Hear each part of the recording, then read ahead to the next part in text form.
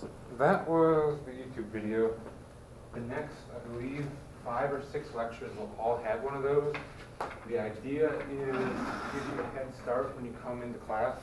That way we can finish this day's lecture early, talk about the homework before you take the quiz. Okay? So just make sure you watch that video. They're always between 10 and 15 minutes.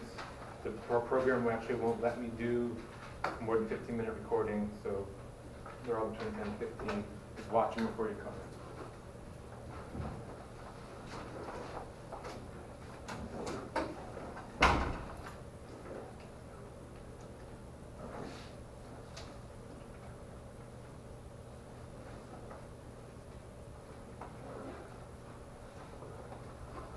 Before we start today's lecture, I just want to remind you, if you have not done the online portion of this week's homework, there are 5 or 6 of you that haven't. Make sure you do it before midnight tonight. Okay, it closes, you can't even get to it after midnight, I don't think. I also saw, I didn't really take a individual look at who was doing how well. I did see a fair number of people were getting some questions wrong, though. And I got very, very few emails from people asking me questions. So if you saw what you did wrong and you fixed it yourself, that's great. But don't hesitate to ask me questions. Okay? I don't know when you need help. You need to take ownership of your work, and if you need help, ask me. For the last 2 semesters, I've been basically begging people to ask me questions. At some point, if I get so many emails that I can't respond to them, I'll let you know. But they've never even gotten close to that. So if you think you might want to send an email, just send it. Don't worry about bothering me. Don't worry about looking dumb. Just send it.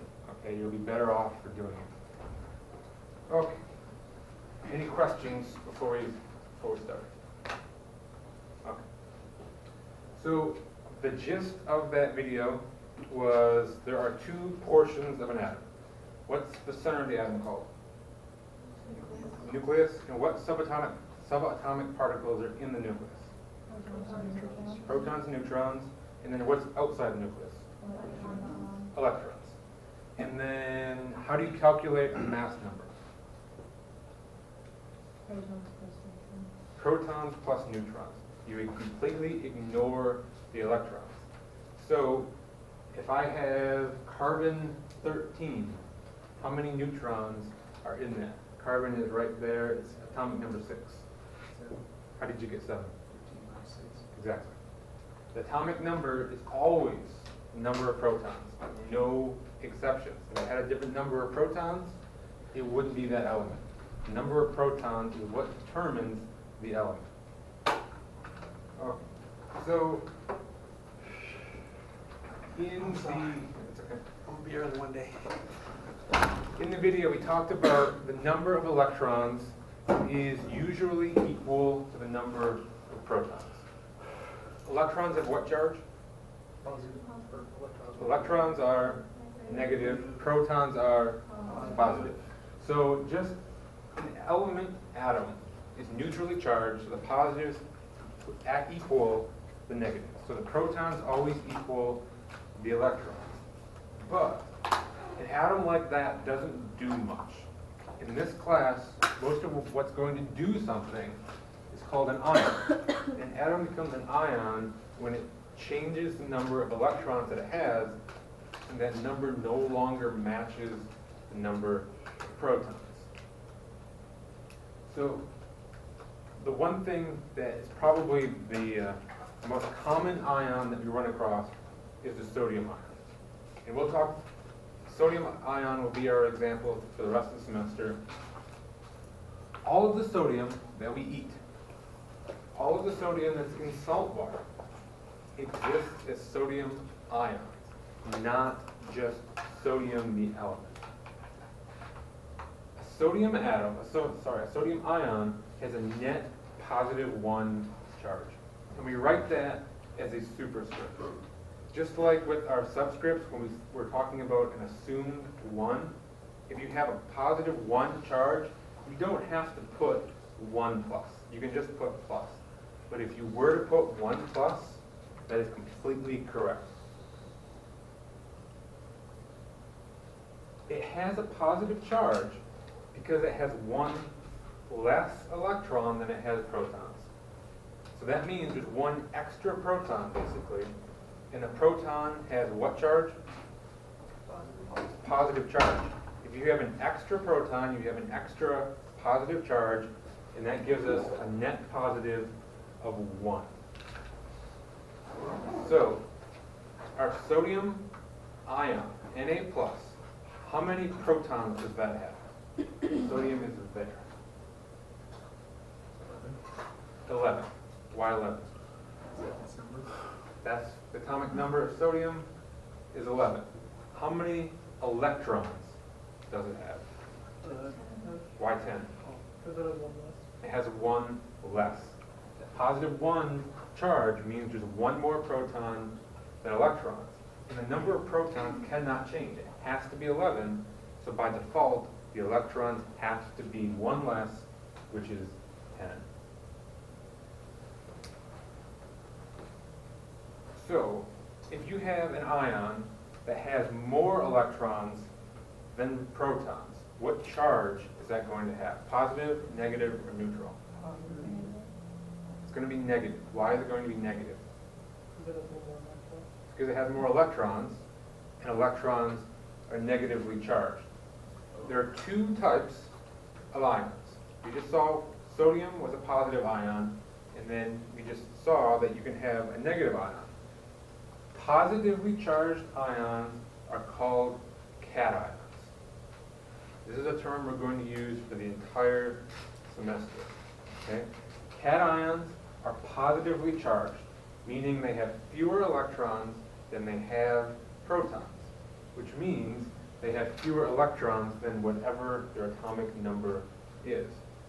The opposite of that is an anion. These are negatively charged. They have more electrons than they have protons.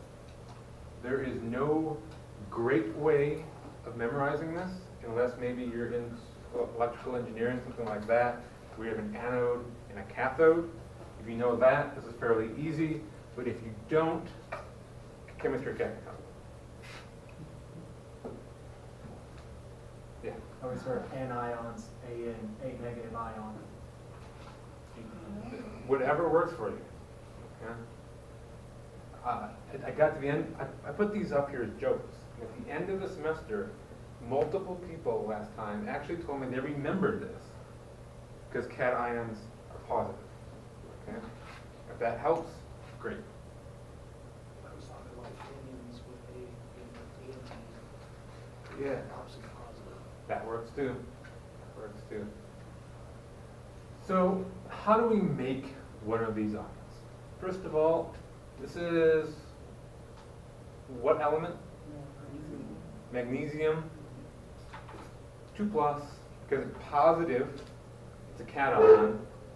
Magnesium is 12 right there. So how many electrons does this magnesium ion have? 10. It started with 12, but it now has 2 fewer. So it has 10. So this is the nucleus of our magnesium with 12 protons. And if you were to count it, this atom of magnesium also has 12 neutrons. But for us, neutrons do nothing. Okay? Other than knowing they exist and being factored into our mass number, neutrons are going to do nothing. So, on the right, we have our magnesium ion. The nucleus looks exactly the same. Because neutrons do nothing, and if the protons changed, it wouldn't be magnesium anymore. So in the atom, we have 12 electrons flying around outside the nucleus. 2 of them go away, and now there are 10. That's how we made our magnesium cation. 2 electrons just went away. Going the opposite direction, here is a nitrogen anion. Nitrogen is here. It's number 7. So in the nucleus, we have 1, 2, 3, 4, 5, 6, 7 neutrons, 7 protons. And again, this one happens to have 7 neutrons, which doesn't matter to us. And then we also have 7 electrons flying around outside. We'll see why later. Nitrogen likes to gain electrons. So instead of having 7 electrons flying around, it gains 3. And we now just have 10 electrons flying around. So we have 10 negatives and 7 positives. 10 minus 7, the difference between them is 3.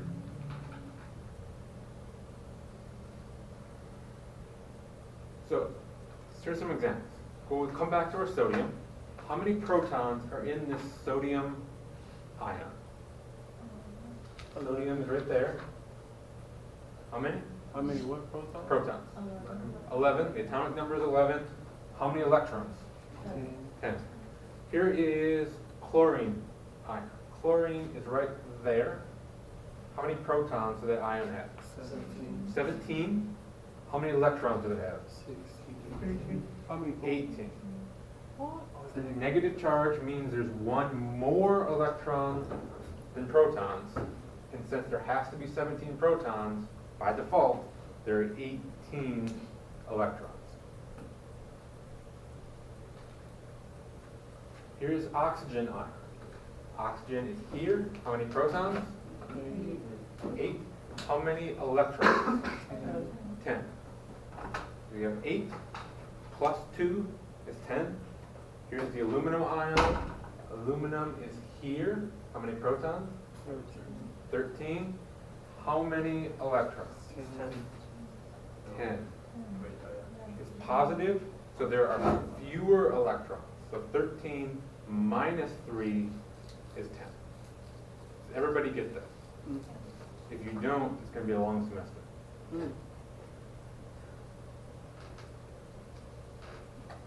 So we can take those atomic symbols that we saw in the video, and we can write the same thing for an ion. Okay? So we're going to write the symbol for this ion. First of all, what element do we have?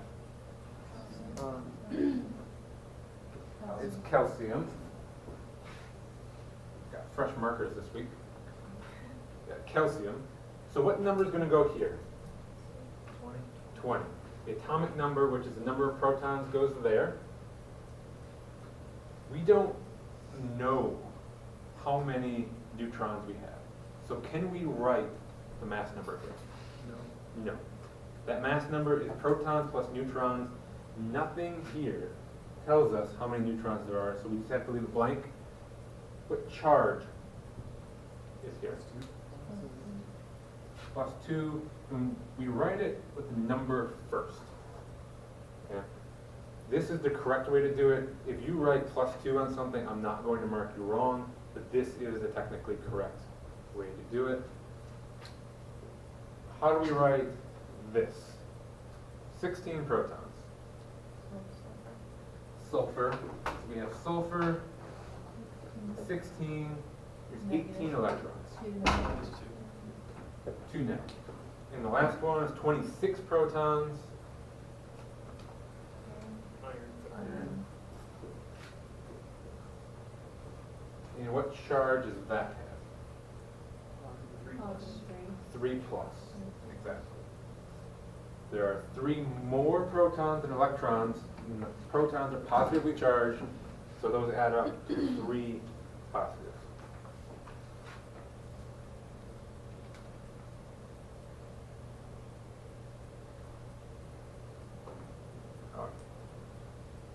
You probably already have an idea of what these little numbers at the bottom of each element are. What do you think of those as? They're atomic mass. Okay? And we're going to use those numbers, the same exact numbers, in 2 different ways in this class. The first way is the way we'll talk about today. Later on, we'll talk about the second way. Okay? the atomic mass allows us to compare the amount of mass in each different element. And when we talk about atomic mass, that mass does not have any meaning in terms of real life. Okay? All that allows us to do is compare one element to another. So hydrogen is more or less 1, helium is more or less 4. That tells us that helium is more or less 4 times heavier, has 4 times as much mass as hydrogen. But those numbers, you can't just put it on a scale. Okay? This came about through sort of a complicated process. But basically, the way they figured it out was that carbon is 12 times heavier than hydrogen. So they said carbon is 12, hydrogen is 1, and then they based everything else off of those. So if they found something that was twice as heavy as a carbon, what would the mass number be? Say it again? 24. Yeah. If it was twice as heavy as carbon, it'd be 24. You don't need to know the history of all that. All you need to know is that its relative atomic mass is only allowing us to compare one element to a number. The unit we put on these are AMUs, atomic mass units. And that was defined as being 1/12 of a carbon-12 atom. That's what I mean by it starts to get complicated. You don't have to do this stuff. But when you look at it, when you actually do work it out in real life and get it into a unit that we're familiar with, grams, it is really, really, really small, right? I mean, we're talking about the mass of a single atom. That's really small. So carbon-12 is defined as being exactly 12 AMUs. When you work it out, protons and neutrons each weigh 1 atomic mass unit. Because we have carbon-12. How many protons does carbon-12 have? 6. Therefore, how many neutrons does it have to have? 6. Because protons plus neutrons has to be 12. And so you have 6 protons, 6 neutrons, and we're saying that those 12 things have to add up to 12 AMU. It simplifies into being each one is 1 AMU. So a proton and a neutron have the same mass. What happened to our electrons? Why don't we care about our electrons? No, their mass is really small. Their mass is so small that we don't even care about it. Okay? It would be like 12.000000001, something like that. And that all those zeros make that one so small that who the heck cares? For each element, that number up there,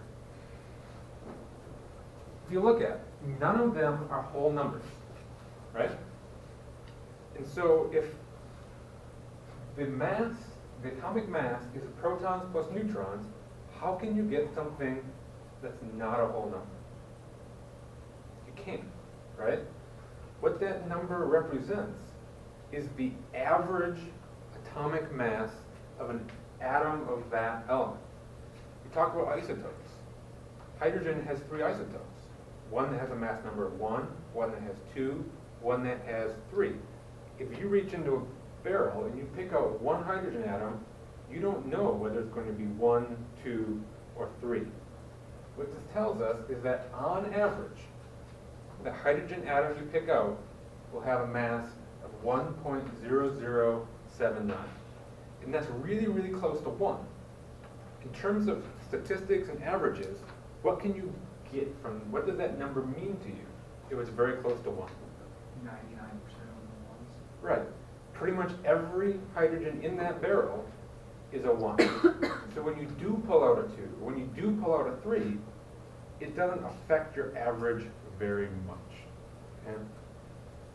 Okay? So with carbon, the average atomic mass of carbon is 12.011. What does that tell you about the relative abundance? How common carbon-12 is? Very common. It's very common. There's carbon-12, there's carbon-13, and have you heard of carbon-14 dating that they can use to figure out how old something is, like an old tree sample or something like that? There's 13 and 14, but this is really close to 12. Pretty much every carbon around is 12. And so if we calculate this, and we're going to do this simply by multiplying the mass of each isotope times the percentage of all atoms it represents. So here's silver. Average atomic mass is 107.9. And this is telling us that silver, there are two isotopes of silver. There's silver 107 and silver 109. Based on this atomic mass, which one is more common, 107 or 109? 107. Why? It's closer. This number is closer to 107, which means 107 must be more common. Mathematically, this is how we do it. Relative atomic mass equals the mass of isotope 1 times the relative abundance of isotope 1. That'll be a percentage, plus the mass of isotope 2 times its abundance, plus the mass of 3 times its abundance.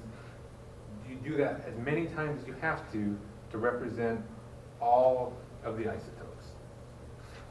So this is an example of how we do it. This is what a problem you may see will look like. It says we've discovered a new element, and we found two isotopes. We need to calculate the relative atomic mass of that element. So how are we going to do that? That's the first thing you would do. Look up at our equation up there.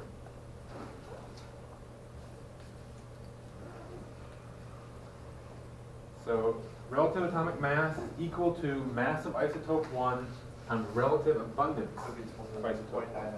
times, or do you want to round it? No, just we'll write the whole thing out. Yes, 21.995. 21.995 times, and the key here, this is given in percent, okay? You have to, when you put it into your equation, your math, it has to be in decimal form, not percent form. So what is the decimal form of 75%? 0.75. And we're keeping our sig figs, we had two zeros there. Plus 19.996 times 0.2500. That's all you have, that's the math. And you put in your calculator and you get what?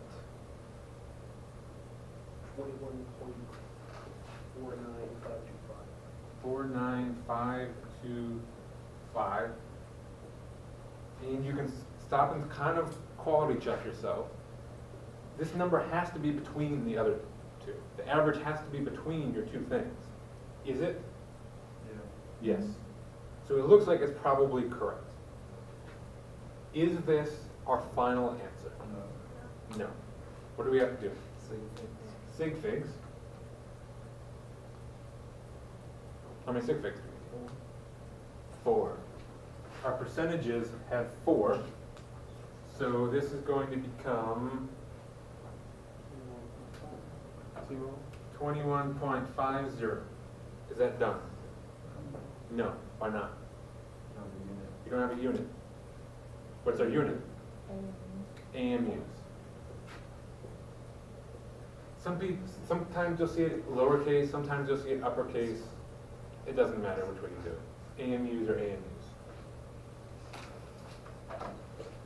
So that is that type of math. Okay. sometimes you'll be given one thing, maybe you'll be given the relative atomic mass. And so you'd have 21.50 equals that, and then maybe you're not given that number. And so it says solve for x. Okay? So you need to be able to do that level of algebra.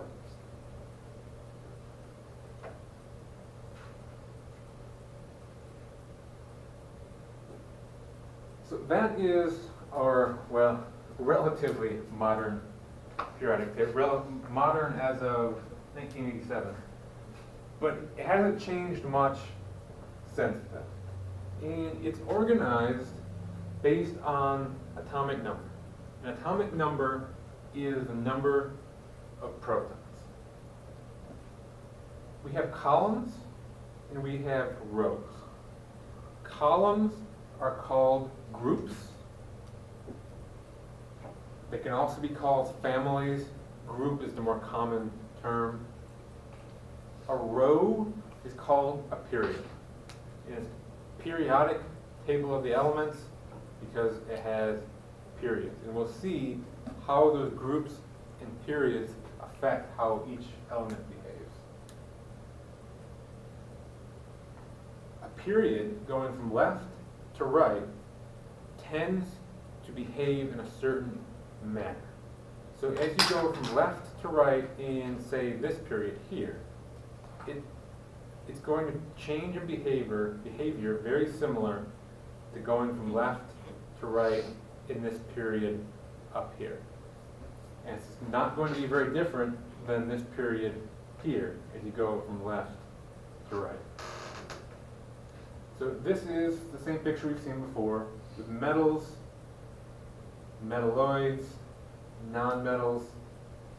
In a little bit we'll start talking about the middle here. These are actually called transition metals, but in our world they are metals.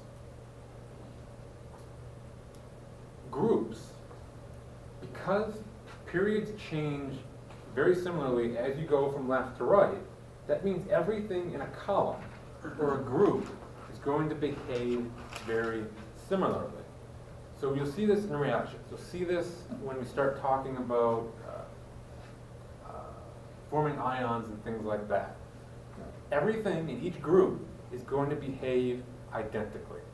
For us in this class, hydrogen is going to behave identically to lithium, which behave identically to sodium, potassium, rubidium, cesium, and francium. Okay? They're completely interchangeable in our world. Potassium, when you put it in water, reacts very, very violently. Has anyone ever heard of, or at least maybe seen on YouTube, someone putting sodium in water? When you put sodium, elemental sodium, not sodium ion, but the actual sodium metal in water, it basically bursts into flame and blows up. Okay? And sodium is up here. Potassium is more violent. Rubidium is more violent. And as you go down, it gets more and more violent. But they all react violently with water. If you put carbon in water over here, it does nothing. Carbon is graphite. If you put graphite in water, it doesn't do anything. This group, one property of that group is it reacts with water. These are called alkali metals. Group 1 is called the alkali metals. You put them in water, they produce hydrogen gas, which we learned I think 2 weeks ago that was very flammable. It also gives off a whole lot of heat. So you're making flammable gas and a lot of heat. You catch the gas on fire and it blows up. We've talked about this stair-step line that separates our metals on the left from our non-metals to the right. The metalloids are the things that are right on the stair-step. Okay? Something like gallium or tin, that's diagonal, that's off. It really has to be right on the stair-step to be considered a metalloid. These metalloids look like metals, but behave like nonmetals. There will be very, very few situations in this class that we're going to use the metalloids in examples or in lab because they behave oddly. It's sort of unpredictable. So these are our metals, these are our nonmetals, these are our metalloids. These metalloids look very, very similar to the metals, right? I think we have silicon in the lab last week? It looked shiny, it looked like a metal, right? But that's what metalloids do. They look like metals, but they behave, they react like nonmetals. So, we can start breaking up our elements into categories. Groups are columns, periods are rows. We can name groups based on what column there are. That's group 1, 2, 3, 4, 5, and so on. In periods, we can name them what numbers going down. It's period 1, period 2, 3. They have numbers right next to them and right above them. In some cases, they like to put the groups with Roman numerals. You don't have to do it in Roman numerals. I prefer writing normal numbers. Okay, it's easier. So we can do groups and periods. We already know metals, nonmetals, metalloids. We can also break the metals down into subgroups. And we're not going to talk about these definitions very, very much. Basically, after this lecture, they disappear. So we have the main group elements, transition metals, and the inner transition metals. Okay. So these over here are going to be our main group elements. Transition metals are in the middle, and then our inner transition metals are these sort of here. Okay. Don't worry about those names. We'll probably use the term transition metals every once in a while, but main group elements, and especially inner transition metals, you'll fly right up the back of your head. So we call the first group, what did we call the name of the very first group? Alkali metals. So there are some other groups that have common names like that also. A lot of them don't, luckily, but there are a few that do. We said group 1 is the alkali metals. And unfortunately, to make it confusing, group 2 is called the alkaline earth metals. Alkali metals, alkaline earth metals. You're going to have to find some way to help remember that, okay? It doesn't really make sense, but the way I remember it, I picture calcium as being in the earth. And so calcium is an alkaline earth metal, and calcium is in group 2, so group 2 must be the alkaline earth metals. That is literally how I do it. It's dumb. Come up with your own dumb way, okay? One or two word. Alkaline is one word, alkaline is two. He's got his dumb way. Find your own dumb way, okay? Everybody's got to have a dumb way to remember that. So those are the common groups of the metals. There are only 2 of them. Group 1 and group 2 have names. Going to our nonmetals. Group 17 is this one here with fluorine at the top. These are our halogens. The term halogen we'll use a lot. Okay? Alkali metal, alkaline earth metal, we won't use all that often. But halogen we'll probably use a lot. And these exist as diatomic molecules. If you remember the very first lecture, we were looking at pictures of things, classifying things as elements and compounds. Some of the elements that we drew had 2 atoms of the same element connected together. That's a diatomic molecule that has its own slide coming up. And then all the way on the right, group 18 are the noble gases. I think I said before, think of the noble gases as stuck up, okay? They're too good for us. They don't want to react with any of the other elements. They want nothing to do with it, okay? There is a good chemistry reason why they don't do anything that we'll see, but that's how you can remember that the last group called the noble gases. So these are our diatomic molecules. Okay? This is going to plague you for the next couple of weeks, remembering which ones are diatomic. Okay? And you're going to have to remember this for the entire semester. Because sometimes I may say, in a reaction, we have oxygen. And if you put O instead of O2, your whole reaction is going to be wrong. Okay? So there is this L shape. Okay? It starts with nitrogen, oxygen, fluorine, and down. So you have this L shape plus hydrogen. Okay? Hydrogen acts very oddly. You may see periodic tables that put hydrogen here and here next to helium. Okay?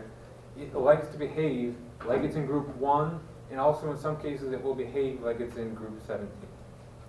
So if you can imagine hydrogen being in group 17, then all of group 17 is diatomic plus nitrogen and oxygen. Okay? I remember it with the L shape plus hydrogen. Something one of my previous instructors said was, there's a little saying you can do with all those. The saying is, have no fear of ice cold beer. Okay. It works for some If people. if it works for you and it works for you, go for it, okay? Everybody has their own ways of memorizing things. I can't tell you how to do it. So what this means is that nitrogen, oxygen, fluorine, chlorine, bromine, iodine, hydrogen, and then for some reason they left off, ET is astatine, I think. For some reason they left that off.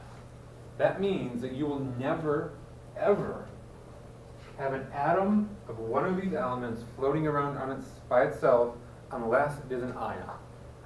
If it is not an ion, it will always be bound to something. If it's not bound to a different element, it will be bound to one of its own type. We have N2, O2, H2, F2, Cl2, Br2, I2.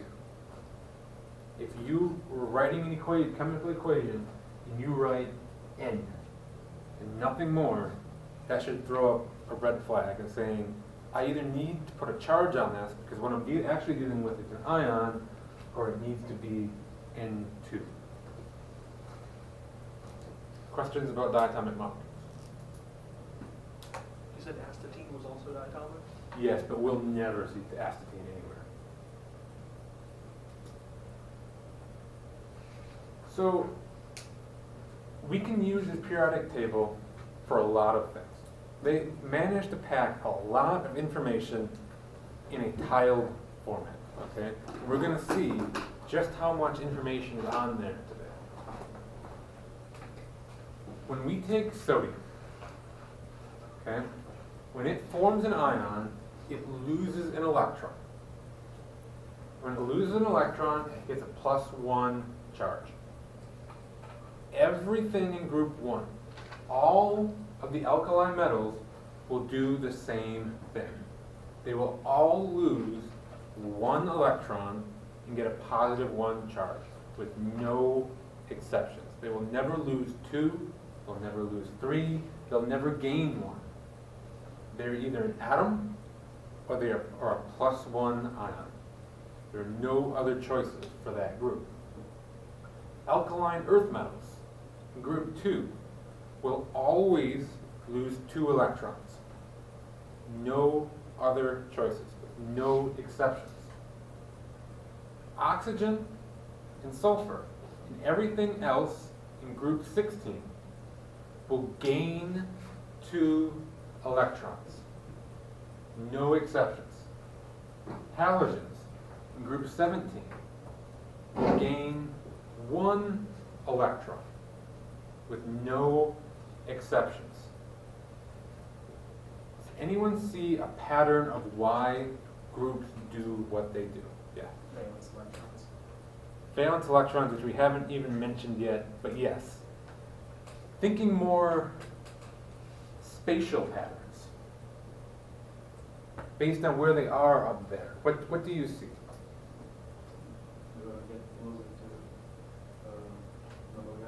Yes. You want to get to the end of the periodic table. Okay? Group 1 wants to get to an end. There are ends on the left, there are ends on the right. Sodium is right next to the end on the left, because that's the closest end it can go to.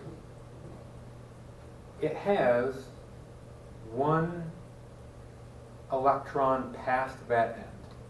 Do you see that? Here we have 11 protons, so a sodium atom will have 11 electrons also. Magnesium has 12, aluminum has 13. If that sodium wants to get back to the end, in terms of electrons, it has to give up 1. What atom has 10 electrons? Normally. Neon. So that sodium loses 1 electron, it goes back to the end, and it now has the same number of electrons as neon. Let's look at oxygen. Which end is oxygen closer to, the left or the right? The right. So it's going to say, I want to get to an end. I don't really care which end I get to, but I'm lazy, so I'm going to go to the closest one. So it's going to go to the right. How many electrons does it have to get to the right end? Neon. It has to get 10, but it only has 8, so it's going to gain 2. So everything in this group is going to gain 2 to go 2 spaces to the right to get to a noble gas, with no exceptions. Halogens only need to gain 1 to get from here over to here. So you can always do that. So these form positive 1 ions, these form positive 2. We'll skip the transition metals for now. Pretty much all of them form 2 plus 2 ions, but they're complicated. So we've got plus 1, plus 2, skip those, plus 3. These can really go either way. They can form positive 4 ions, they can form negative 4 ions. They're right in the middle, so it's not easier to go one way or the other, but they're as far from an end as possible. Do you see that? There's no other group that's further from an end. So these, because they're lazy, they kind of say, well, yes, I want to get to an end, but that's just too much work. So these don't form ions very often. Okay? We're not going to use this group all that often in terms of ions. Once you get over to nitrogen, now nitrogen is closer to here. So these form negative 3, negative 2, negative 1, and these are already happy. Everyone feel confident in finding an element on the periodic table and knowing what charged ion is going to form. So if I tell you strontium, right here, what charge does a strontium ion have? Plus 2. No other choices. What about phosphorus?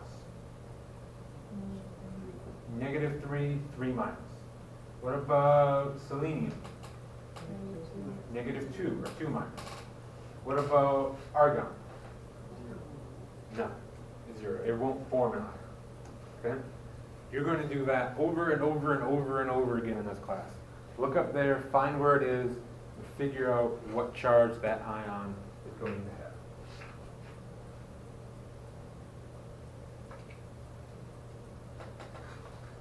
So, we talked about, I couldn't remember my own joke. Okay. Does anyone figure out what that might be? It's a cat, right? So what did we already deal with cats? Cations. What kind of a cat is this? What kind of rock is it? Metal. Metals form cations. Okay? If that helps you remember, great. Oh, that's not good. Go away, cat.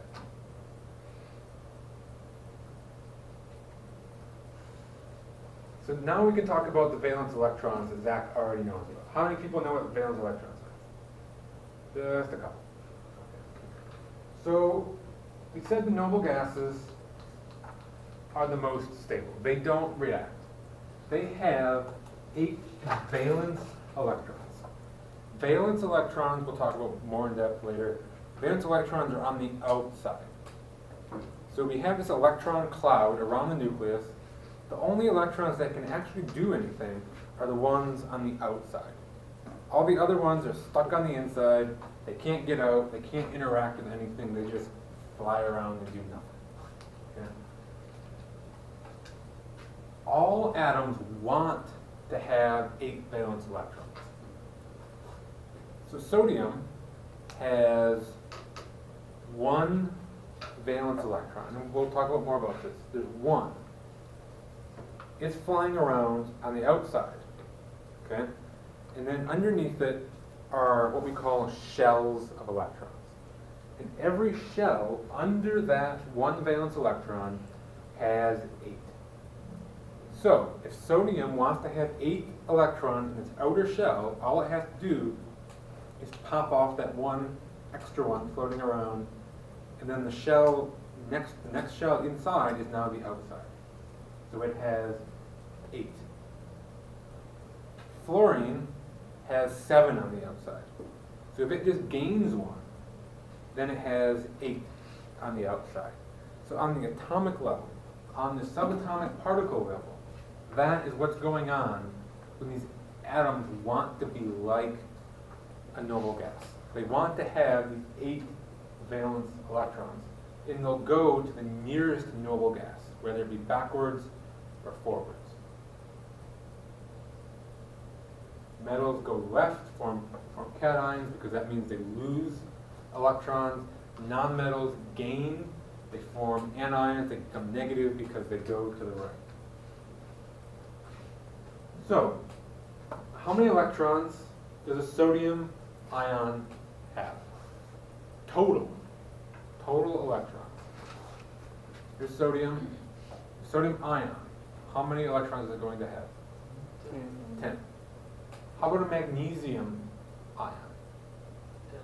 10. How many does an aluminum ion have? What about an oxygen ion? 10. Fluorine ion? 10. Neon. How many electrons does a neon atom have? 10. So everything on either side of neon wants to be like neon. Okay? The noble gases are the cool kids. Everybody wants to be with the cool kids. And you will either gain, you'll say, Mom, I need these shoes because all the cool kids have these shoes. Or you may say, Mom, I can't wear those shoes because the cool kids don't wear those shoes. Okay? You'll do whatever you have to be with the cool kids.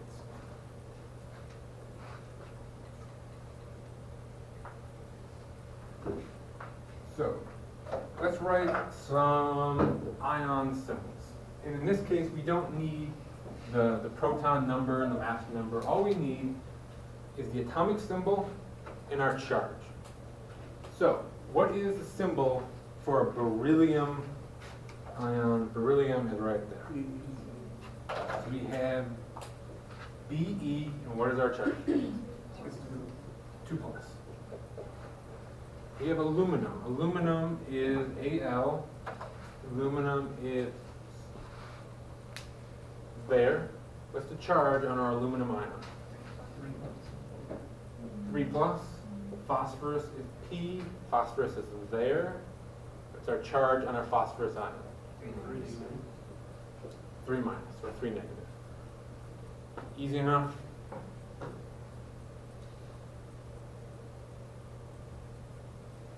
So we talked about these shells. There are 2 ways to think about the shells. There's the easy way, and there's the more complicated way. Unfortunately, the more complicated way is the more correct way. Okay? But the old easy way is close enough that we can actually use it for some things. Okay? Long time ago, when Niels Bohr started learning about what the structure of an atom was, he imagined this shape, with the nucleus in the middle, and then these rings going out from the center. And each number here represents the number of the electron shell. So we have 1 electron shell, 2, 3, 4, 5, 6, and those numbers actually correspond to the period numbers. So, rubidium, which is on number 5, the outer shell is going to be shell 5. There's nothing in shell 6 for rubidium. It makes sense. It's easy to visualize. Okay? Unfortunately, it's not correct. What actually happens is they don't fly in a neat little orbit like a planet going around the sun. They fly around randomly. Okay? And they form what we call an electron cloud. We actually cannot know precisely where an electron is. All we can do is say statistically it is somewhere here. And that here is an electron cloud. And we organize our electrons into orbitals. Now, an orbital is different than an orbit, and we'll see that in a second. An orbital is a three-dimensional space that is the here that we say an electron is in. We don't know where in that orbital it is, but it can't go out of that orbital. It's like sending a kid to its room. Unless you're in the room, you don't know where in the room the kid is, but you know the kid is in his orbital. Okay? But they are not circular. It's not this neat little circle. They actually come in very different shapes. As we go down with orbitals, we say they change principal energy level, and that is not a term you need to know. Okay? But we say they change principal energy level. And what that basically means is that each principal energy level is an orbital about the same size. These are what our orbitals look like, okay? And you're not going to have to know what those look like. I just put this up here so that you can see that these orbitals come in different shapes. We have s orbitals, p orbitals, d orbitals, and f orbitals. You'll need to know the names, but we'll use it as a whole bunch today. You don't need to worry about it on this slide. But you can see that they come in a lot of different shapes. And if each lobe that we'll see, this is all one lobe, this is two lobes, that is four. Each lobe can hold 2 electrons. So which type of orbital does it look like can hold the most electrons? F. Okay? So as we'll find out, as you go from left to right on the periodic table, in a principal energy level, you start with the s orbital, you fill it, then you move to a p orbital, then you move to a d, and once that's full, you move to an f. So this is sort of the cheat sheet. We can come back to our periodic table again. These two right here are our s orbitals. Our transition metals in the center here are our d orbitals. All the way to the right here are our p orbitals. And then all the way at the bottom are our f orbitals. It's definitely not on the quiz or on the final will you ever have to do with f orbitals. I can't guarantee it's not on a homework assignment, but I don't think it is. Okay? The f orbitals get a little more complicated. So, S, D, and P, with the one exception being helium over here, which is an S, and we'll see why in a minute. So, when we start talking about electrons in orbitals, there are a few different ways we write it out. The first way is called an orbital diagram. This is the orbital diagram for carbon. Looking at carbon up here, how many electrons does a carbon atom have? 6. Its atomic number is 6. If it's an atom, the atomic number not only means how many protons it has, but also how many electrons it has. So we have to put 6 electrons into orbitals. When you start putting electrons into orbitals, you start in the top left corner and move just like you're reading. Go left to right, top to bottom. So the first orbital is an S. S was the one over here that we said can hold 2. It's all one lobe. And so we say that this is the first electron. It's not a hydrogen electron. The hydrogen is just sort of a place marker for us when we look up there. We need to go from left to right, top to bottom, starting at hydrogen until we get to carbon. So the first 2 electrons, that one and that one, can go in one S.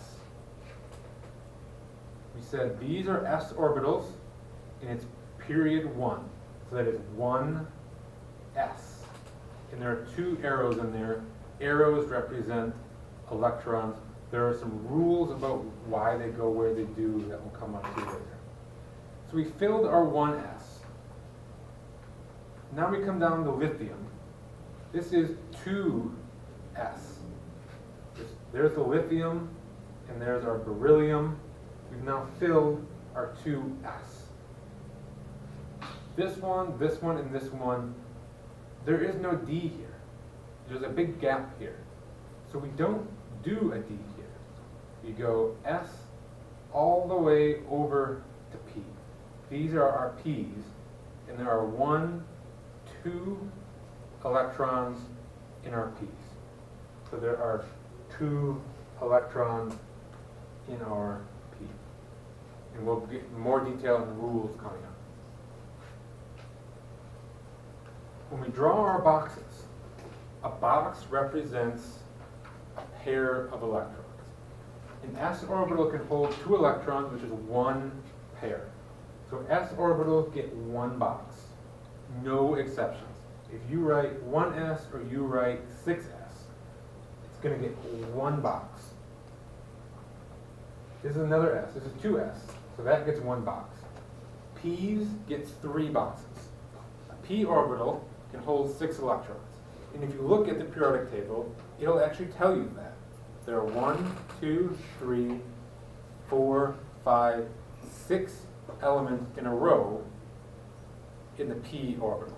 So that means there has to be 6 electrons in the p orbital, and each box holds 2, so you have to have 3 boxes to hold all 6. D orbitals, if we look up here, there's 1, 2, 3, 4, 5, 6, 7, 8, 9, 10. So there are 10 electrons in a d orbital, so we have to have 5 boxes to hold them all. Even if you have an empty box, you have to write the box. So here we cannot leave this empty box off. Even though there are only 2, we have to write all 3 boxes. These numbers are our period numbers. Okay? The exception, and this is going to mess you up at some point, you have to remember the d orbitals are 1 number behind. Okay? We'll see why later. But this d orbital is in period 4, but that is actually 3d. Okay? That is going to trip you up at some point. These are some rules that we have to follow when we start putting electrons in. You don't need to know the names, but you will have to know the rules and be able to apply them. The first one is called the Aufbau principle. This one's easy. It says the electrons go into the lowest energy orbital first. Lowest energy orbital is the lowest number orbital. So that just means you start at the top of the periodic table. You don't need to remember this weird sciencey rule. Just remember you start at the top. Second one is the Pauli exclusion principle. And this Pauli exclusion principle has some other uses in science. For us, it means that you only have 2 electrons per box. And if we go back and look, when we have two arrows in a box, they go in opposite directions. The arrow means the spin of the electron. We're not going to deal with electron spins in this class, but you can picture an electron, it's either going to spin this way or it's going to spin this way. And what this basically says is that when you have 2 electrons in the same box, they can't both spin the same way. So draw their arrows going in opposite directions. So if you ever see 2 arrows in a box going the same direction, that is not right. And not only that, but when you start putting multiple arrows in, they all go the same direction until they have to pair.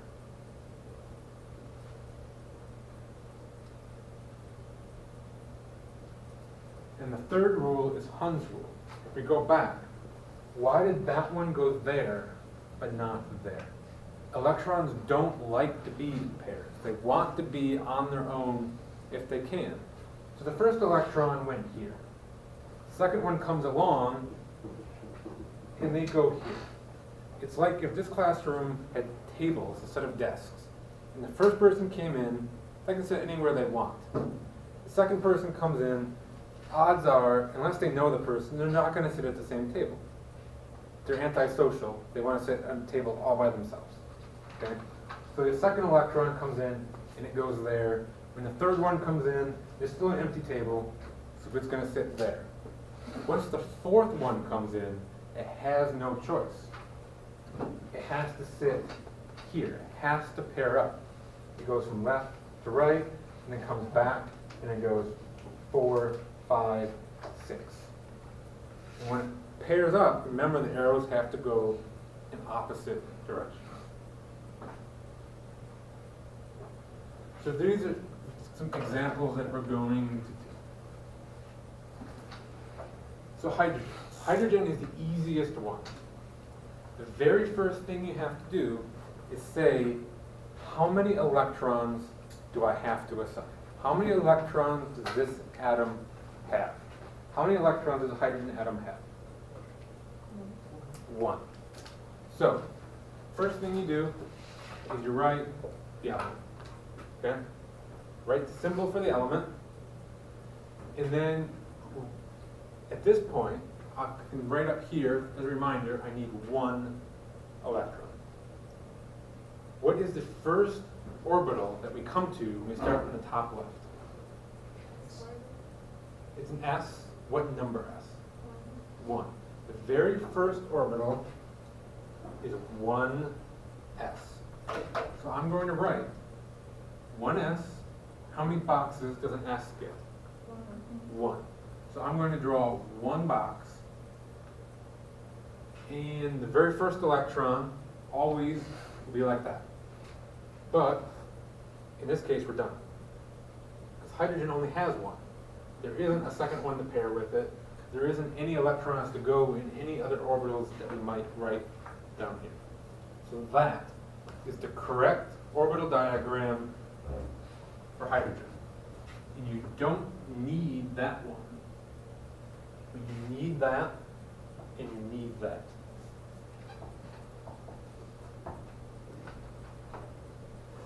So, go to a slightly more complicated one. Phosphorus.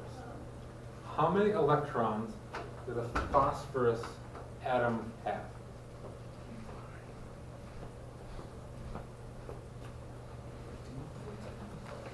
Fifteen. Periodic number, the atomic number is 15.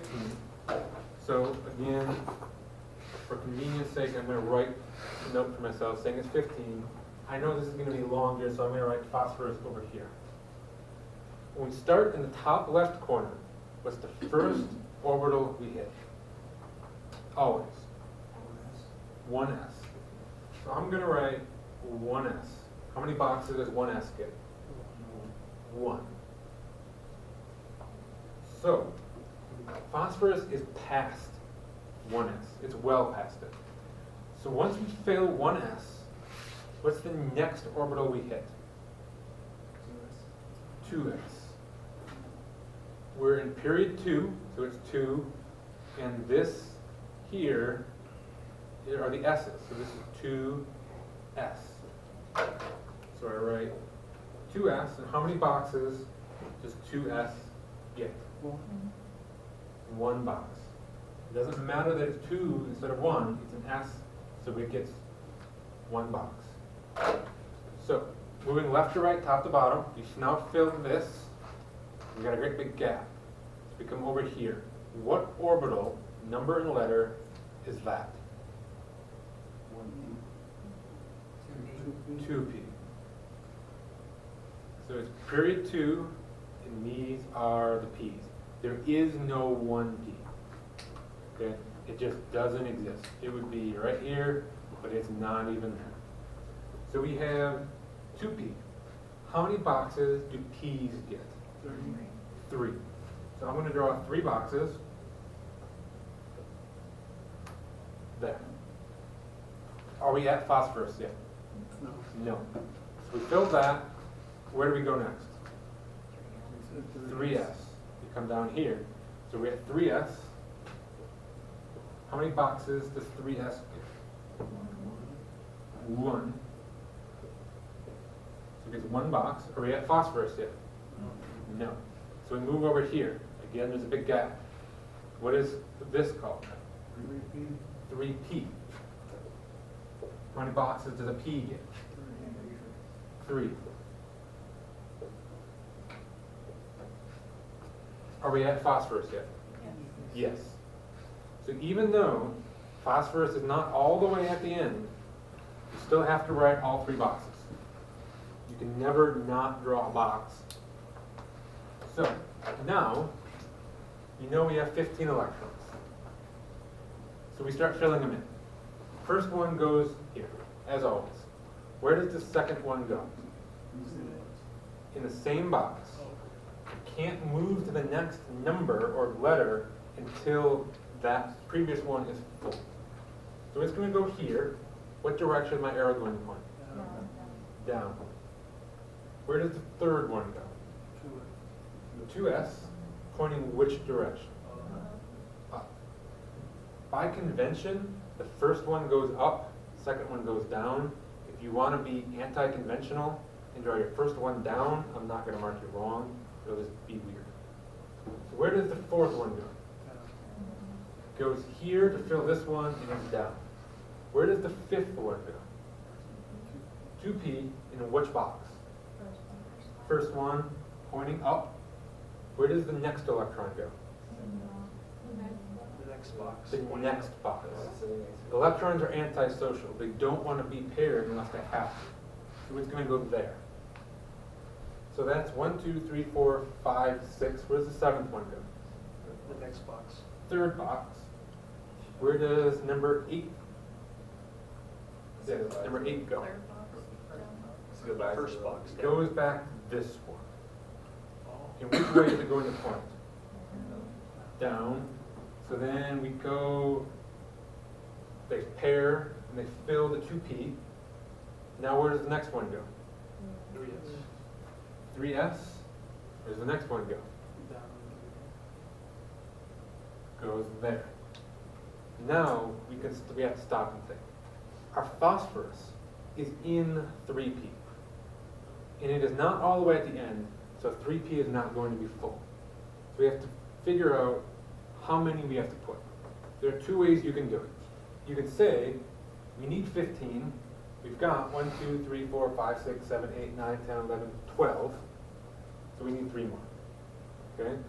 Or you can use your periodic table to your advantage and say there are 1, 2, 3. You get to the same result. So we need to put 3 electrons in 3p. Where does the first one go? First box. Where does the next one go? Second box. Second box, and where does the third one go? Third box. So that is the orbital diagram for phosphorus.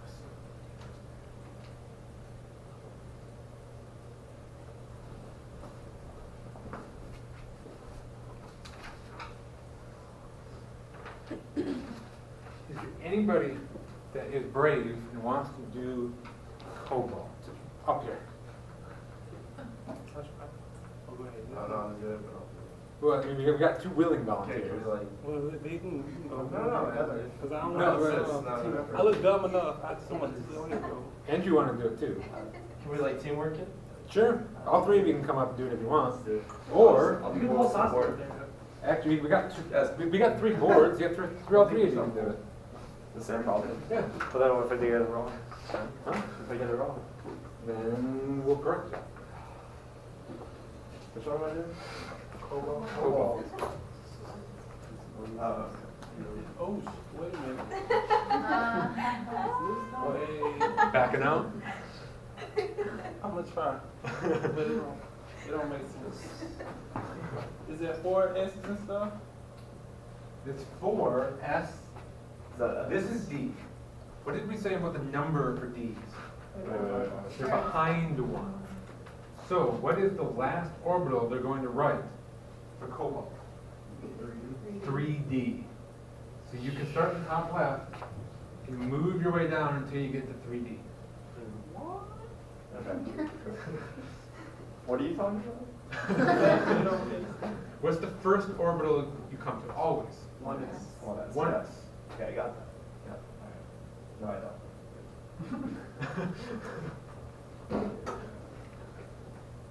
That was a 1. Right. Okay. What's next? It's after 1S. 2S. And it still has 1 though. Yep. And S is always at 1. Yeah. And then got 3. 2B, yeah. That's what I was gonna put next. And that would have That's 2 the boxes. P. Yeah. 3, right, 3 boxes. It's a P. Oh, right, I put it upside down. My bad. Okay, awesome. And then this passes again. Yeah. No. Over right over You read it. 3, 4. No, 3 M's, yeah. Oh, okay, yeah. Oh my god, my boxes are all.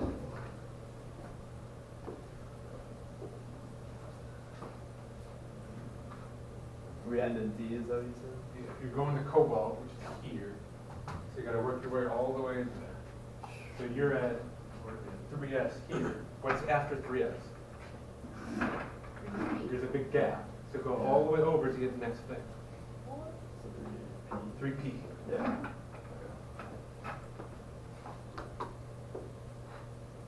How many boxes would be? Is that 1? How many does every P get? 3. That's 3D. Three. The whole thing is 3D. And 3S would also.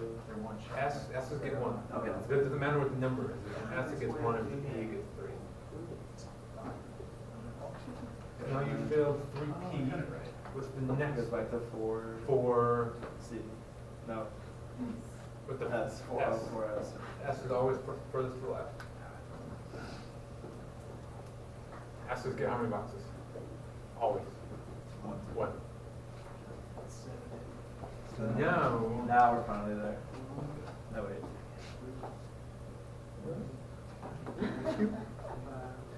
Okay.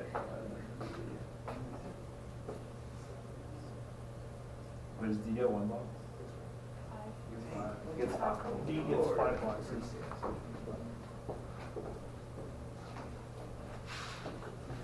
Why is it 3D? It's the exception. Okay, gotcha. I thought that meant like let me, maybe I cut that out because it's not, it's just, it's a confusing explanation. Yeah, you told us the rule, but I thought it was for the electrons. It is, it has to do, electrons go into the easiest orbital for them to go in.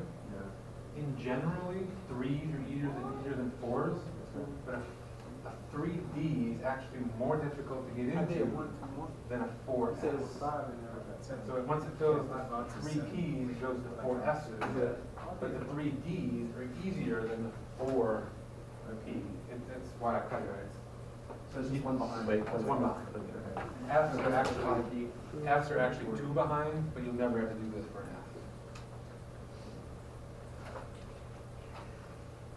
F. Okay. So are they all the same?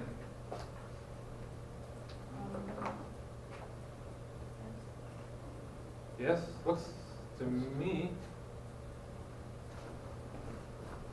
Yes. Okay. So they're all the same. Are they all right or are they all wrong? They're all right. Does everybody see that? It's a lot of work, it's a lot of boxes. There are easier ways to do it. We're going to learn them. There are 2 easier ways to do it. But you have to know how to do this. You're going to have to do it on the quiz, you're going to have to do it on your homework, you're going to have to do it on the final with the boxes. Okay?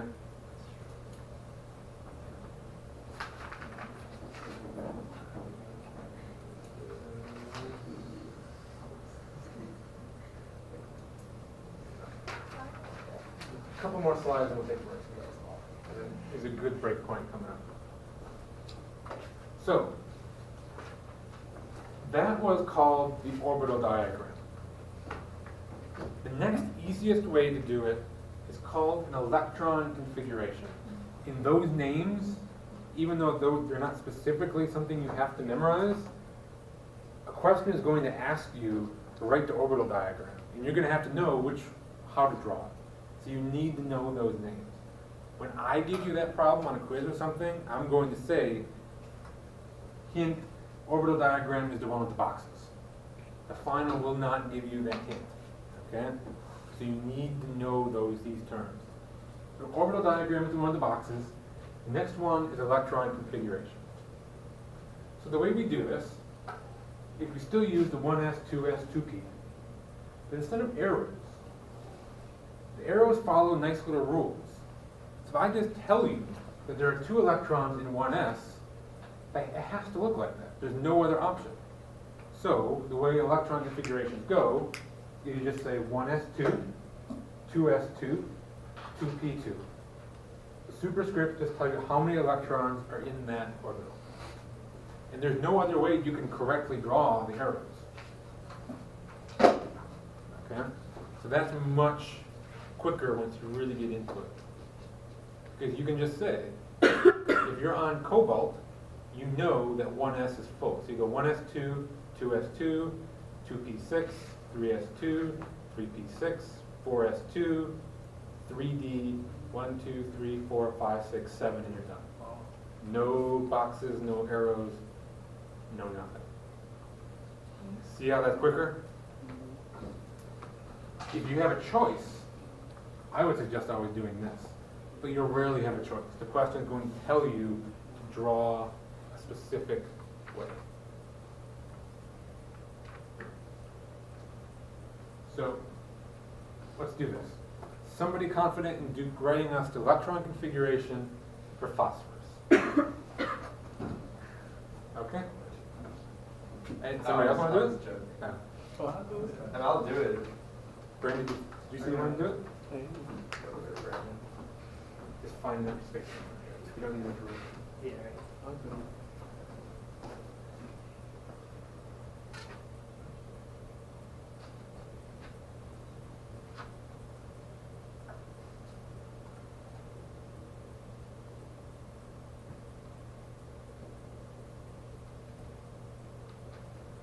Easy, right?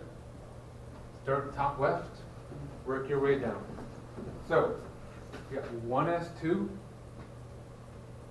2s2, 2p6, it's full, there are 6, 3s2, 3p3. And you're done. Okay, make sense?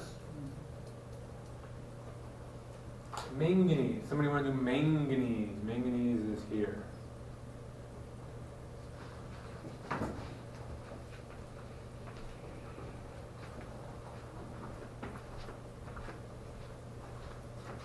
So, to be clear, 2, 8, 8, 18 are all our bullshit.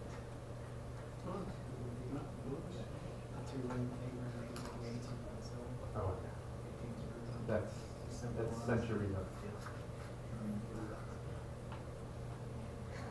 But I learned the same thing. Was that high school? space science, but it wasn't. William Cameron.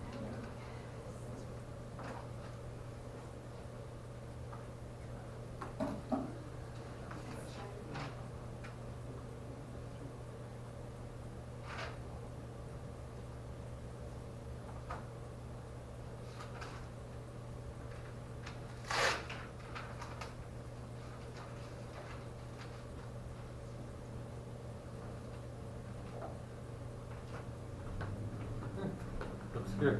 So we started here. We got 1s2, 2s2, 2p6, 3s2, 3p6, 4s2, 3d1, 2, 3, 4, 5. Just read your periodic table from top, left to right, top to bottom. And it tells you what you need to do. Does anyone want to do any of these? If not, we'll just move on. No shame in asking for practice. You're going to do a lot of these. If you're questioning anything, ask now, or if you can do it during the break if you're too embarrassed to ask. There's nothing to be embarrassed about. The easiest way to do it is a noble gas notation. Okay? So this is the electron, what do they call it? Electronic configuration, is that what I called it? Yeah. Yeah. Yeah. For manganese. Okay? If I asked them to come back up and do iron, what's going to be different about it? It would be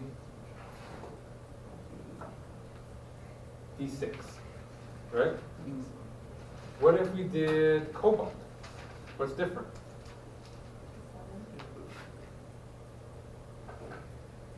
7. If we did bromine, bromine is here. What's different? There'd be a 4p as well with 5 electrons in it. Yeah. So these are now full, right? Oh. So we have 3d10, Oh, it's 10. and then it's 4p5. Okay? But everything, I mean, once you get here, that never changes, right? So if I told you to do astatine, you're going to call me an astatine, right? Because you're going to write all this crap out. But if you could just say, I'm starting at this point, and then this is what's different after it, that's what noble gas notation is. So you say that you're starting in a noble gas, then this is what's on top of the noble gas. So for astatine, you would go backwards until you hit a noble gas and say, I'm starting at xenon, this is what's on top of xenon. So these are electron configurations for iron and argon. Iron is the exact same as argon, plus some stuff. So you just call all this junk argon. Yeah. So it's plus. Yes, you go backwards to a noble gas. You can never go forwards and then say it's this noble gas minus some. Okay? Question? No. So iron. Iron is here. We go backwards until we hit a noble gas, and that's argon. So we put argon in little brackets, saying we're starting at argon, and then we just do electron configuration starting there. So that's 4s2, 3d6. Done. Okay? Same thing, you don't have to write the whole thing. But if a question asks you for electron configuration, you have to write the whole thing out. It would either have to tell you, use noble gas notation, or not tell you what to use. You're never going to see a question that doesn't tell you what to use. Okay? Everybody comfortable with noble gas notation? Okay, let's take a break. We will start at 35 after on that clock, so that's 11 minutes from now.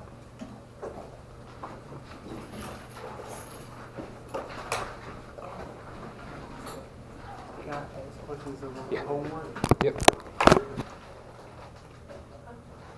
Okay. So there aren't too many slides. Too many slides. The ones that are left are pretty simple. Doesn't look like there's any math left. Let's take it to the quiz.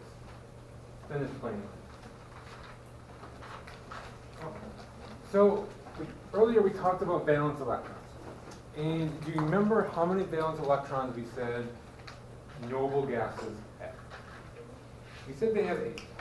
We didn't say why.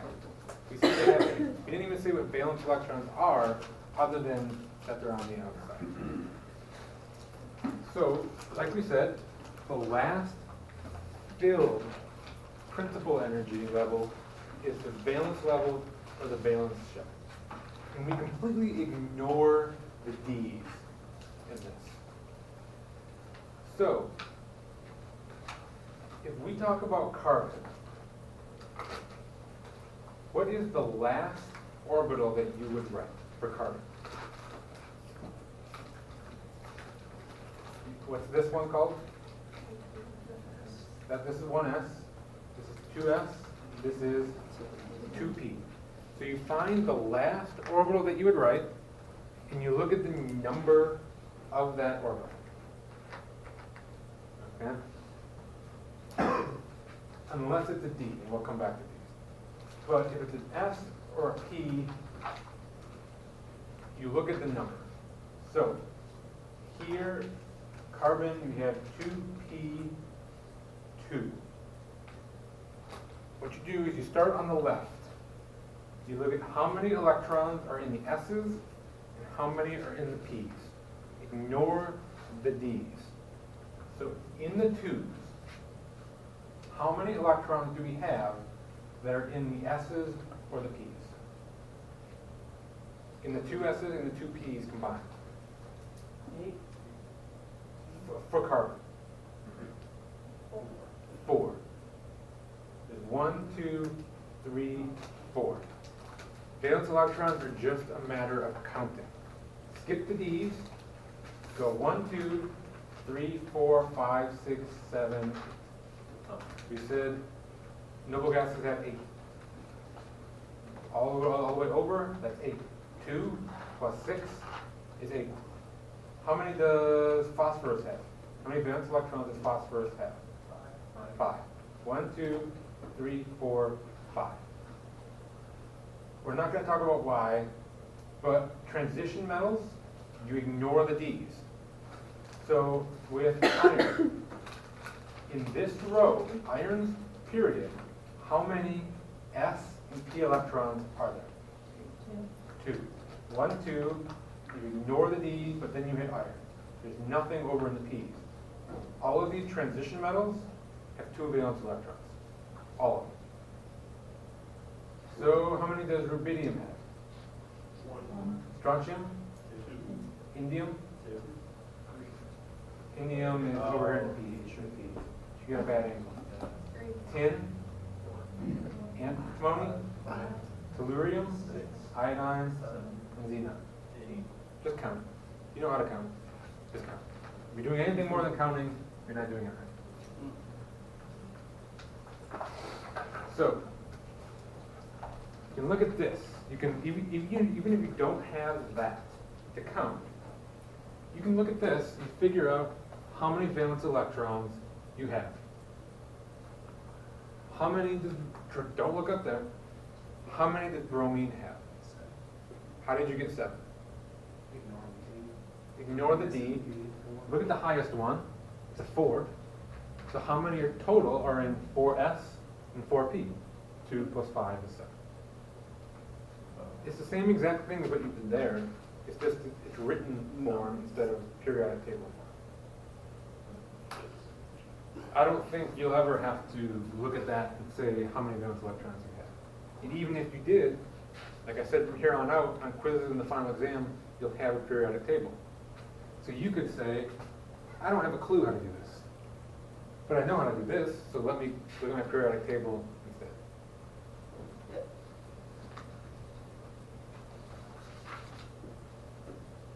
So these are quick.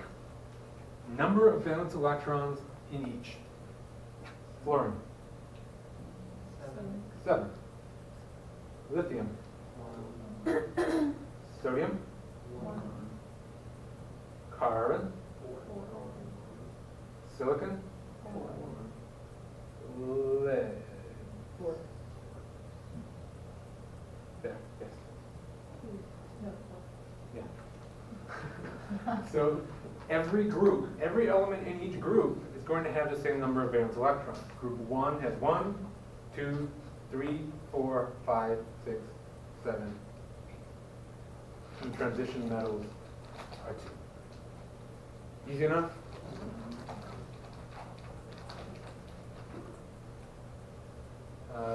This isn't, you know how to do this. We're not going to take our time on this. How many does titanium have? Three. 4. Three. No. It's we're two. testing. Titanium 5. Oh, There it is, there it is, three. 22. Two. All the different answers are not helping me find it. Five. So how many does titanium have? Two. These two. Okay. We can tweak these just a little bit to do the same exact thing for iron. Okay? The only difference is you have to think about how many electrons you actually have. You can't just say titanium is here, there are 2, and I need 4s2, 3d2. You can't say that.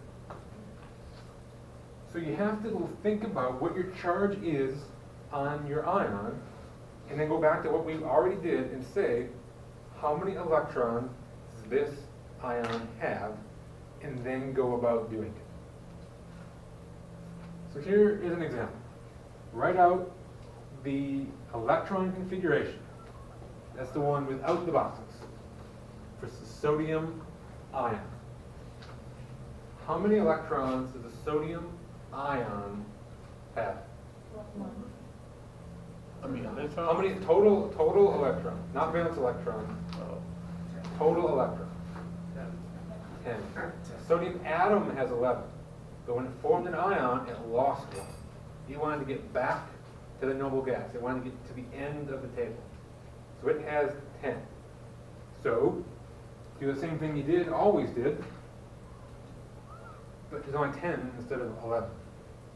Okay? And if you have an ion, what's going to be similar about all of these? If you did sodium,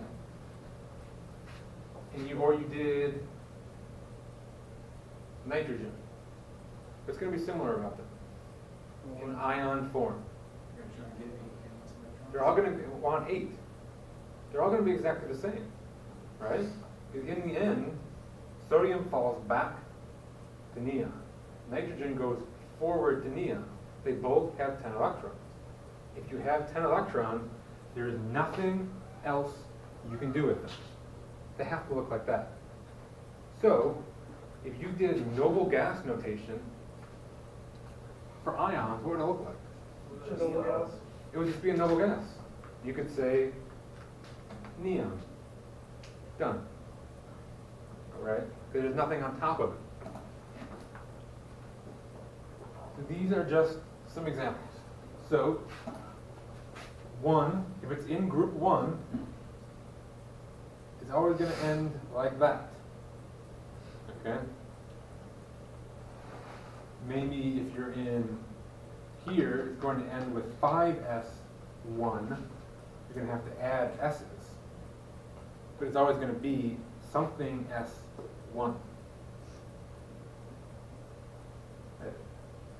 Sorry, I didn't even read the title of my own slide. We moved on to Lewis symbols. Okay? You're just going to let me go? How long was that going to go on? Okay. Lewis symbols. Lewis symbols are different than Lewis dot structures. Lewis symbols are easy. Lewis structures you will despise. Okay? We're on Lewis symbols. Lewis dot symbol, Lewis structures are weeks from now. Block them out of your mind. You don't want to start stressing too early. Lewis symbols just show us how many valence electrons our atom has. So if we look at group 1, okay? And so 1s2, 2s1 is lithium. How many valence electrons does lithium have? 1. So we write lithium and dot. Dot means there's one valence electron. Okay? So we move the next one over. Beryllium. How many valence electrons does beryllium have? 2. Go 1, 2 dots. Remember, electrons are antisocial. They don't want to pair unless they have to. So the second one goes opposite the first one. They put it on, the first one on the right. I always learn to put it on the left. I don't care whether you put it at the left, the right, the top, or the bottom. But once you put that first one, the second one has to go opposite of it. So the next thing is 3 valence electrons, which is boron. So boron has 1, 2, 3. And then carbon has 4. Once you get the 5th one, now you have to start pairing. And once you start pairing them, the first pair doesn't have to be opposite the first pair. I always learned to go left, right, up, down, left, right, up, down. But you don't have to do it that way. Okay? So basically you have as many dots as you have valence electrons, and they don't pair until they have to. And that's the end of it. It doesn't get any more complicated than that. So, if I wanted to do, somebody pick an element, any element, that's not one of these. That's not in the F. Radon. Okay. He wants radon. So I'm going to write radon. How many valence electrons does it have? 8. So I'm going to go right, left, up, down, right, left, up, down. 8 dots. Right, left. Tellurium. Thallium. How many valence electrons does thallium have? 3. So we got TL. 1, 2, 3. Done. Okay? Don't make that more complicated than it has to be. That's it. That's all. The last thing we're going to talk about are some of these properties. We said that as you go from left to right in the periods, things happen, and they happen in a predictable way. These are called periodic properties. That's why it's a periodic table, or these people wanted to be difficult. They said periodic chart. Who's ever heard of the periodic chart? I haven't until that. Okay. So there are a number of things that differ as we go through the period. And why do you think these all behave similarly? What we've been talking about is the same. The number of valence electrons is the same. So they're going to behave similarly, because we said that only the electrons on the outside can actually do anything. So if these all have 1 electron on the outside, those elements are going to do what 1 electron likes to do. These have 2. So they're all going to do what 2 electrons like to do. And one thing is how reactive they are. We'll see that. Another one is ionization energy. Before I say it on the next slide.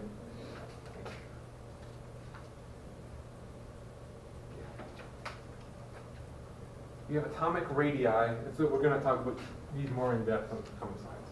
And then atomic radii, which is the size of an atom, changes as we go from left to right. So here is lithium in water. Here is sodium in water, potassium, rubidium, and cesium. Do we have to ask what francium does? They tried, but the camera didn't survive. I thought there wasn't enough like that they could find. Maybe, I don't know. Because I didn't think it was an element easily found. Maybe it's not. We found something, pull it up. Google it. Google it. Yeah. YouTube. If francium exists in enough quantity to blow up, it's blowing up on YouTube, right? Millions of dollars of NSF funding go into finding enough francium to put on YouTube. So, as we go down, what's happening to reactivity? It's increasing. And this has to do with how far away from the nucleus these electrons are. So imagine we have these orbitals. And as you fill the orbitals, they have to go out and out and out. And what is holding the electrons around the nucleus? Why do they stay around the nucleus? What causes the nuclear force? Positives and negatives. Right. So what charge is the nucleus? Positive.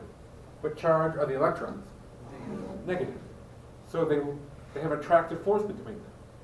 But when you have a positive and a negative, just like a magnet, the further away they are from each other, the weaker that force. So as you go down, the orbitals move further and further away from the nucleus. So there's less holding those electrons in. So the electrons are more and more free to do whatever they want to do. Electrons want to react. So as you go down, it's like the rules, they get further and further away from their parents. They're moving away from their parents. They can do whatever they want to do. Ionization energy is a tricky one. Okay? It makes sense when you first read it, but it isn't what it seems like it should be. I always get tripped up on this. I really have to stop and think about what it actually means. It's a measure of how much energy it takes to remove a valence electron. It is not the amount of energy it takes to make an atom into an ion. Okay? Yes, removing a valence electron will make an ion. But what does oxygen like to do to make an ion? Lose or gain electrons? It wants to gain 2. The ionization energy is not a measure of how much energy it takes to make it gain 2. It's a measure of how much energy it takes to lose 1. Oxygen doesn't want to lose 1. So it's going to take a lot of energy to do it. Okay? So, let's look at lithium. Does lithium want to lose 1? Does it want to lose 2? Does it want to gain 1? Does it want to gain 2? It wants to lose 1.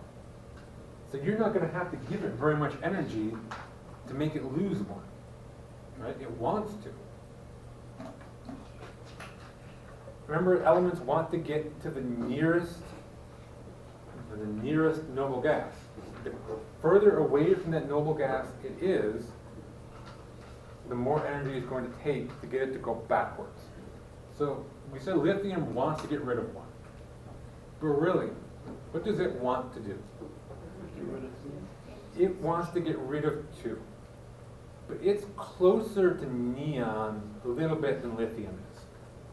So it says, yes, it's a whole lot easier for me to go backwards. But I do have the option of going to the right, if the price is right. If you give me enough energy, I can do it. So you have to give it more energy to make it go backwards. Going to boron, it's even a little closer to neon, so you have to give it more energy to make it go backwards. Once we get down here to oxygen, oxygen wants to gain 2. You're going to have to give it a whole lot of energy to make it lose 1. Because if it loses 1, then it has to gain 3. Does that make sense? So the periodic trend going from left to right is increasing ionization energy. Think of it that way. As you go to the right, the ones on the right want to gain electrons. You're going to have to give it a lot of energy to make it lose 1. So on the right side is high energy, These want to lose it anyways, so you don't have to give it much. So low to high. This is just an example. This is what it looks like in terms of numbers. You don't have to worry about this.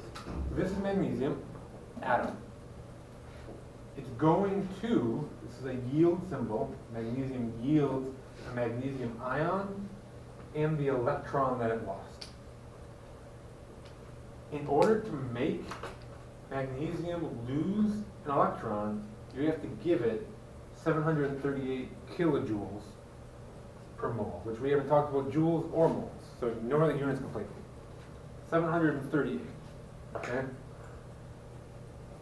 If you had this magnesium, you had aluminum, would you expect its energy to be higher or lower than 738? Higher. It's further to the right, it takes more energy to make it lose an electron. So these are our patterns. We said that as you go to the right, the energy increases. But there's also patterns on the up and down axis also. And this comes back to electrons getting further away from the nucleus. If the one electron you want to pluck off is right next to the nucleus, you're going to have to pull on it pretty hard to get it to come off. But if it's way on the outside, there's not much attraction at all, it's easy to pluck off. So, at the top is high energy, at the bottom is low energy. So there's two ways you can do this. You can remember the reasoning behind this one and the reasoning behind that one, or you can just remember which corner is the highest. So we have four corners, top left and right, bottom left and right. Which one has the highest ionization energy? Top right.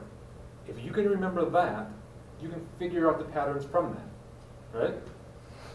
If helium has the highest ionization energy, helium is all the way on the right. So the high ones must be on the right. Helium's at the top. So it must go up as you go up. It's up to you whether you want to remember them individually or just remember which corner is the highest. There are a number of these trends. There will be another one later on, another lecture called electronegativity. That one I remember based on corners. This one I remember based on reasoning. So whichever one works for you. Yes? So, francium had the lowest energy, or was it the F group? It would be francium. So we keep talking about these Fs. So these Fs fit right here. Okay? So they are further to the right than francium. It's just if you stuck these in here, the periodic table would be really long.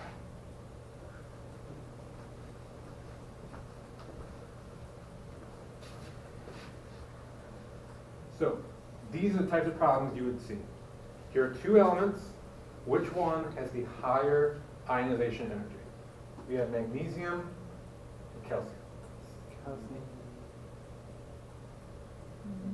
It's higher. It's higher. It's higher. Their ionization energy is higher at the top. The magnesium is higher. You have oxygen and fluorine. Which one's higher? Why? It's to the right. Sulfur or fluorine? Why? It's higher and it's to the right. If I told you and asked you nitrogen or sulfur, what would you say? No. It's the same. I don't know. You can't. You can't do that.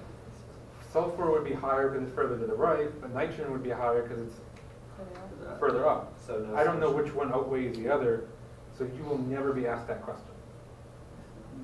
So any question you would be asked has an easy answer. Either it's further to the right, it's higher, or it's further to the right and higher, just like sulfur or fluorine. You see that? how that one question was impossible to answer?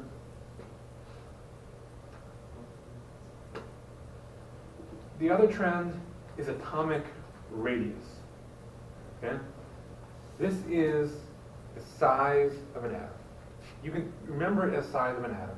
Technically, it's if you have two of the same atom connected to each other, it's the distance between the two nuclei. Picture it in your mind as one sphere, and it's the radius of that sphere. Okay? When you do this, the radii change very minutely.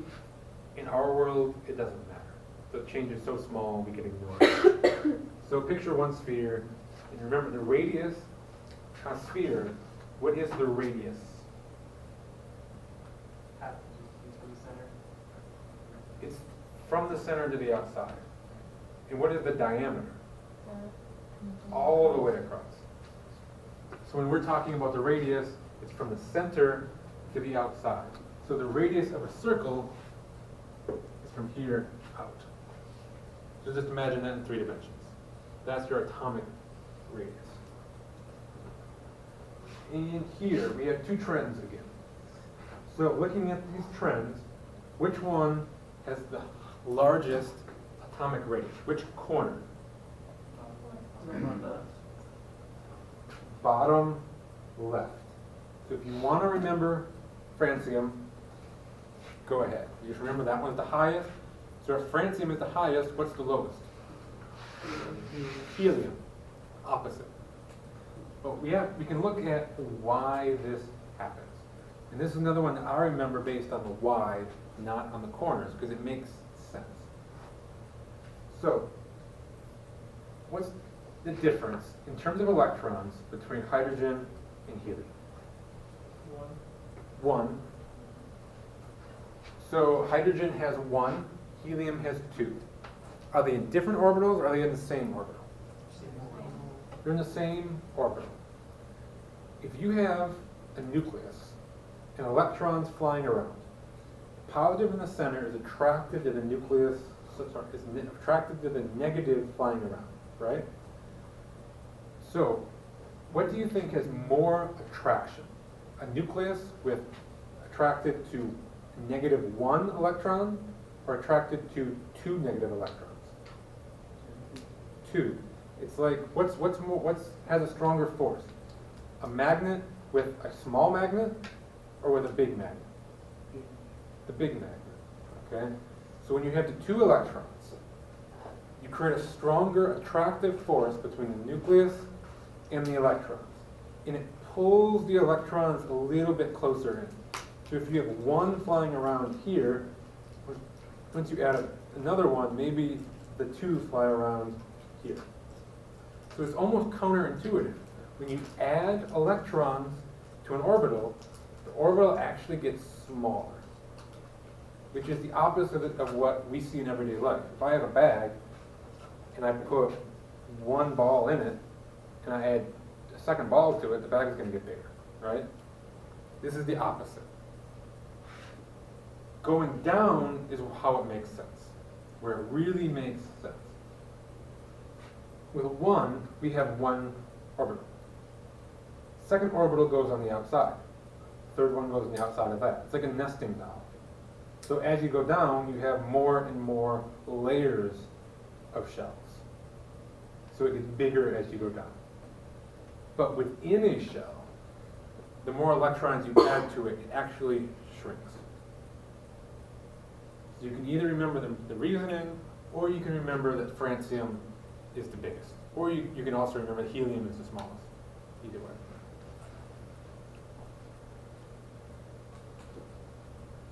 So this is what it looks like. Francium is helium. Imagine in 3 dimensions, how many of these heliums could fit in that francium? It'd be a lot, right? Helium is really, really, really tiny. So, which one is larger?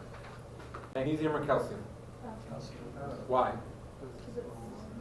It's lower. Has the same number of valence electrons, so that same attractive pull is the same, but we're dealing with 1 orbital further out. so it's bigger. What about oxygen or fluorine? Oxygen. Oxygen, why? Because they're further left. It's further left. Fluorine adds one extra electron, so they pull in just a little bit closer. And sulfur or fluorine, which one's bigger? Sulfur. It's down and to the left. There's another one where I couldn't ask you nitrogen versus sulfur. Or could I? No. I think that another orbital would be larger down Yeah. I couldn't ask you sulfur versus fluorine, right? there. No, you could, you just did. Oh, yeah. Right. So what couldn't I?